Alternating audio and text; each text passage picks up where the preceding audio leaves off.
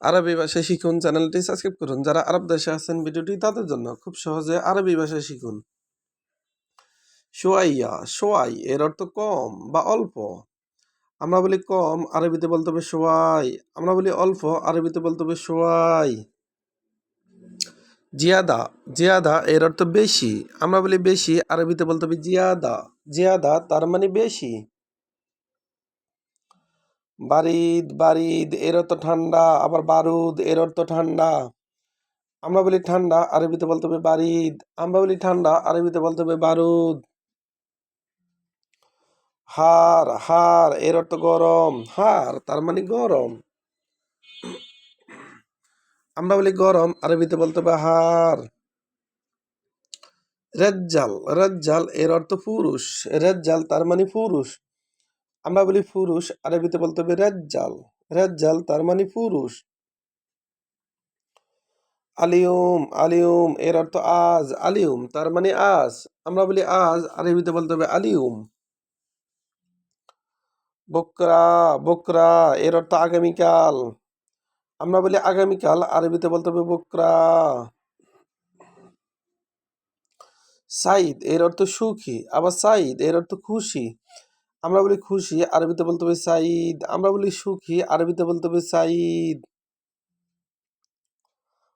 হাজিন, হাজিন এর অর্থ উদ্বিগ্ন। হাজিন তার মানে উদ্বিগ্ন। আমরা বলি উদ্বিগ্ন, আরবিতে বলতে হবে হাজিন। হাজিন তার মানে উদ্বিগ্ন।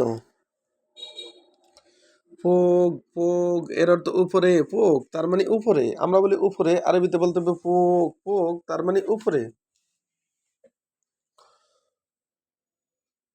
তাহাত, তাহাত এর অর্থ নিচে। তাহাত তার মানে নিচে। আমরা বলি নিচে, আরবিতে বলতে হবে তাহাত। তাহাত তার মানে নিচে। বাদেন এর অর্থ পরে। বাদেন তার মানে পরে। আমরা বলি পরে, আরবিতে বলতে হবে বাদেন। আবার বাদ এর অর্থ পরে। আবার দেখুন, সোয়াই এর অর্থ কম, আবার সোয়াই এর অর্থ অল্প। আমরা বলি অল্প, আরবিতে বলতে হবে সোয়াই। আমরা বলি কম, আরবিতে বলতে হবে সোয়াই। জিয়াদা, জিয়াদা এর অর্থ বেশি। জিয়াদা তার মানে বেশি। আমরা বলি বেশি, আরবিতে বলতে হবে জিয়াদা। জিয়াদা তার মানে বেশি। বারিদ, বারিদ এর অর্থ ঠান্ডা। বারিদ তার মানে ঠান্ডা। আমরা বলি ঠান্ডা, আরবিতে বলতে হবে বারিদ। হার এর অর্থ গরম। হার তার মানে গরম। আমরা বলি গরম, আরবিতে বলতে হবে হার। রেজ্জাল এর অর্থ পুরুষ। রেজ্জাল তার মানে পুরুষ। আমরা বলি পুরুষ, আরবিতে বলতে হবে রেজ্জাল। রেজ্জাল তার মানে পুরুষ। আলিয়ুম, আলিয়ুম এর অর্থ আজ। আলিয়ুম তার মানে আজ। বকরা এর অর্থ আগামীকাল। বকরা তার মানে আগামীকাল। সাইদ এর অর্থ খুশি, আবার সাইদ এর অর্থ সুখী। হাজিন এর অর্থ উদ্বিগ্ন। হাজিন তার মানে উদ্বিগ্ন। ফোক এর অর্থ উপরে। ফোক তার মানে উপরে। আমরা বলি উপরে, আরবিতে বলতে হবে ফোক। তাহাত এর অর্থ নিচে। তাহাত তার মানে নিচে। নিচে এর আরবি তাহাত। আলহিন এর অর্থ এখন। আলহিন তার মানে এখন।